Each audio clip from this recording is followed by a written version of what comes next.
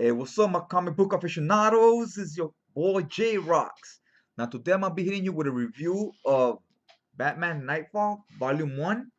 The cover, epic storyline in the 90s. It's a you would buy 3 volumes to complete this series, but Volume 1 being the most important.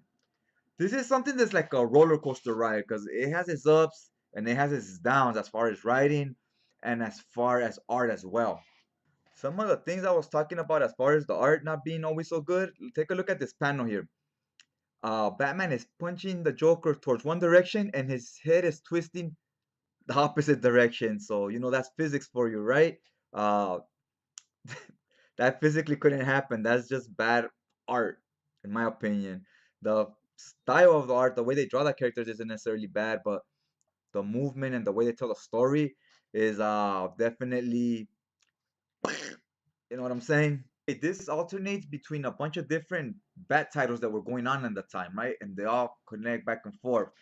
The main ones being the main writers being Doug Mensch and Chuck Dixon. Includes Batman issues 491 to 500, so that's 9 issues of Batman. And then it does Detective Comics 659 to 666, so that's 7 issues of Detective Comics. So Doug Mensch doing one series and Chuck Dixon doing the other. Then you also have a Vengeance of Bane one shot, and Alan Grant did a 3 issue miniseries of Shadow of the Bat. So it has a bunch of stuff up in here. Now that can be a bad thing. You think it's about a $35 book, but look how chunky it is. You get about 20 issues. So you're like, wow, 20 issues for 35 bucks. It's a great bang for your buck if you want to look at it that way. But the problem with this is it can drag. Cause let me get to the review. I'm gonna try. It does a great job of introducing Bane to us.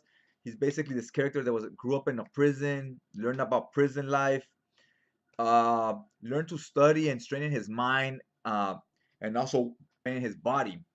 Now he's cooked up a scheme to escape this prison, and in this prison they're running experiments on him. So he got a hold of this venom. It's called venom. It's basically steroids. So he gets juiced up and he gets big.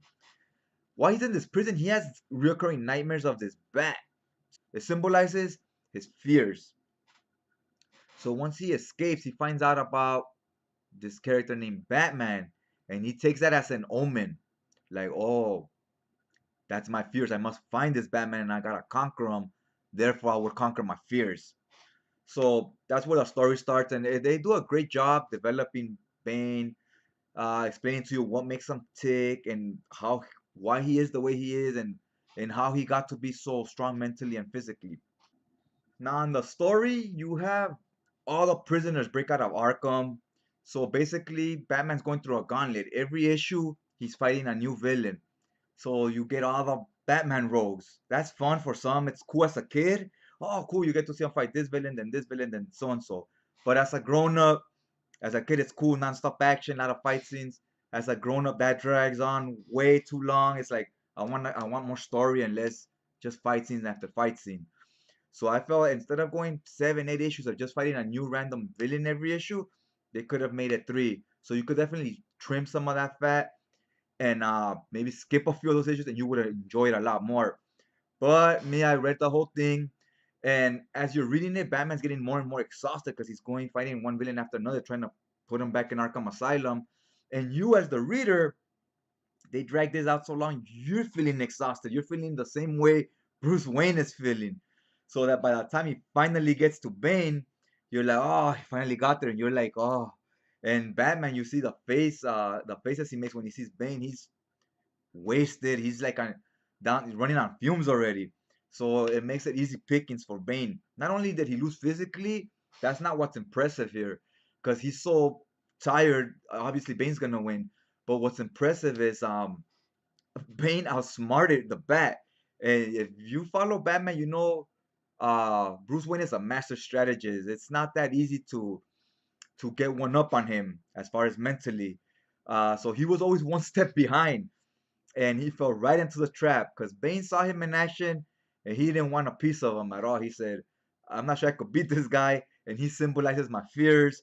I'm gonna make sure I play it safe, let him fight like 20 other guys before I come in at the end, which is brilliant. And Bane's part shows he's more than just pure muscle. So needless to say, Batman loses that showdown. As you see here on the cover, he breaks his back. But that means a lot more when they say the breaking of the bat.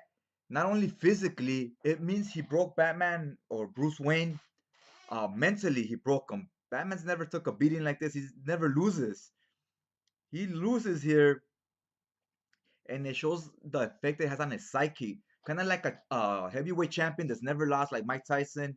Once he lost, can he recover? Will he go back to just winning all the time, or will this be a snowball effect?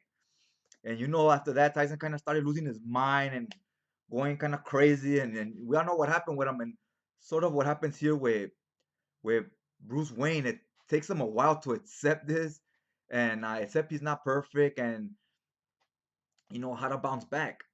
He has to go through like a therapy, learn how to walk again, and so forth. So you really see the emotion. The artist here did a good job, and the writing was good. Where you see the emotional struggles he has, like someone that's been in a car accident, they gotta go through physical therapy, and it's a long road back. Again, like an athlete that has an injury, he doesn't always come back 100%. Sometimes he does, but it's a struggle to get there. So we're seeing Batman battle this more of a mental thing. Mentally, he has to battle through all this, which I've never seen Batman have to do before in another book. So it was cool that they explored that a little. How would he react if he lost? And we get that here. And we got a few things at play.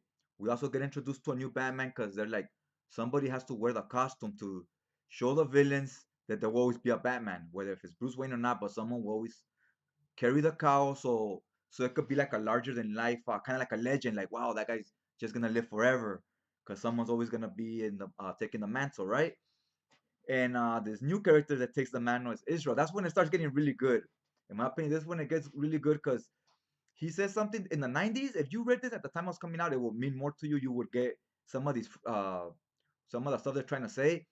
He comes in and says it's time for a new era. He tells Robin, he goes, I'm gonna take the mantle of Batman, and he's kind of like Punisher, like he kills, he's really rough, and he crosses that line for sure. He's kind of like one of the villains, and Robin's like, whoa, you're doing way too much. Bruce would never go that far. He says, well, Bruce is a little old fashioned. He's a product of his times from the olden days. He goes, we're in the 90s now. And if you remember, I thought that was kind of funny because in the 90s, Image was created, every character was really out there. Kind of the decade of the anti-hero where most of them act the same as the villains would. Wolverine, Punisher, all those type of Spawn, all those type of characters are the ones that were getting a lot of hype and getting real popular because it was the whole Attitude Era. The whole 90s was like that. Like the good guys were badasses too, not just the villains. And here, this guy takes over the mantle for Batman, and he's definitely doing things his own way. And he says that he goes, "I do things my way. I'm not here to be Bruce Wayne. I'm here to be Batman and carry the cowl my way." So it builds him up how you see him losing control. You're like, wow, this guy is kind of crazy. If he bumps into Bane, he just might kill him. And that's what the good guys struggle with. They want to stop the bad guys, but they don't want to cross that line and become like them. Because then if they have to do the same things to stop them, they will kind of become like hypocrites. Like, oh, this guy's bad because he's doing this and that. And Bane's like, why does that make me bad when I do that? If you're doing the same thing, you're just a hypocrite. You're doing it to achieve your goals. I'm doing the same things to achieve mine. That's why the good guys have to win without using the same tactics. But Israel doesn't do that. I thought it was interesting that Bruce Wayne, he could have told Nightwing, being aka the original Robin, to be Batman for a while he recovers. He could have told Robin, could have told other characters. He told Israel, and I think it's because he knew that the times we were living in. Robin, the OG Robin, aka Nightwing, he's too old school. He's the same as Batman because Batman molded him basically, and he knew this approach is not gonna work against someone like Bane. We need someone that's willing to cross that line, be a little more edgy, and I think he chose to send him as a Batman because he knew that's the type of Batman they needed to deal with this specific type of individual, someone that's gonna strike fear into him by being the same. And there's a scene here that was very telling when Bane gets a little scared of him and says, "You're not the same Batman. That's someone else under that costume." He goes, "You will kill." He goes, "You're not gonna hold back like the other guy." And once he realizes he's not dealing with the same person, he starts running. He starts, you see things change in his mentality and his approach towards fighting Batman. So I thought that was interesting. And was Bruce Wayne that smart that he thought, this is the guy we need for this job? Dick Grayson isn't gonna cut it, or was it just mere coincidence because Israel happened to be the person that was around? That's up to you as the reader to decide. Use your imagination and let it be what you want it to be. That's one good thing about comics. I like when they don't spell everything out for you. Part of comics is to let you use your imagination. Let us debate a little. You know what I mean? It leave things open to interpretation once in a while. So we get a look at what Batman in the 90s would be a 90s style Batman. But in order to do that, we can't use Bruce Wayne because it would kill his character. He will no longer be Bruce Wayne if he's breaking out his own rules.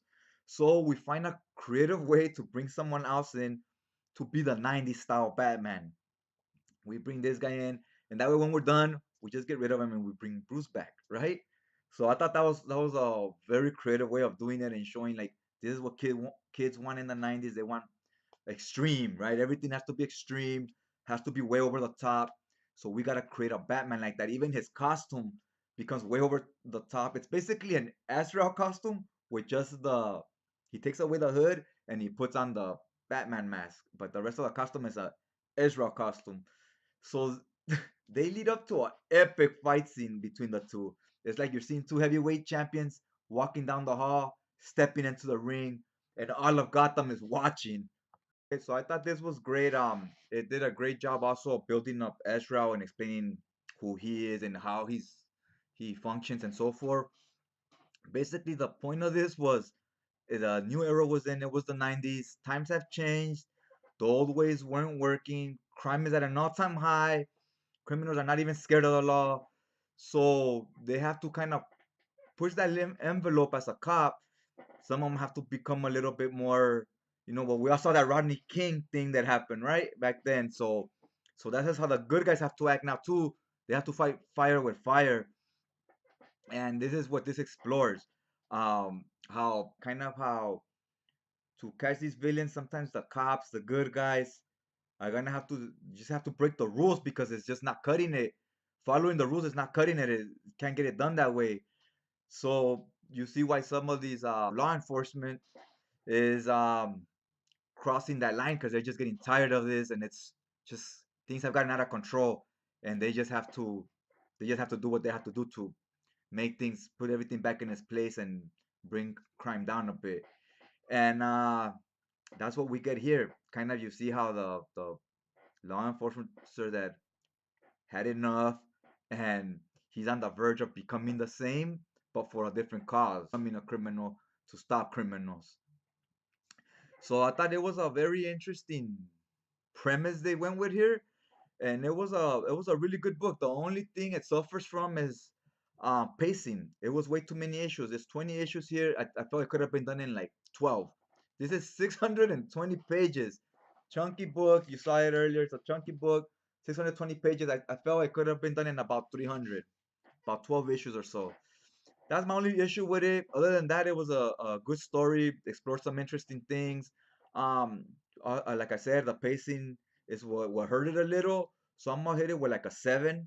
Let me know your guys' thought. Did you think it dragged on too long like I did, or did you think it was just right? My opinion, I give it a 7. Had the pacing been a little different, it would have been like a 8. But yeah, okay. Hopefully you like what you saw. So if you did, go ahead and hit that like button. And you know what? If you want to see more of the same, hit that subscribe button. So that way you can see my next videos. And if you want to be notified when the next video is up and you just want to get hardcore with it, hit that bell and it'll notify you every time the new video's up. All right, guys, go ahead and leave your comments down below. I'll get to them. I always answer them. And I'll check you guys out next time.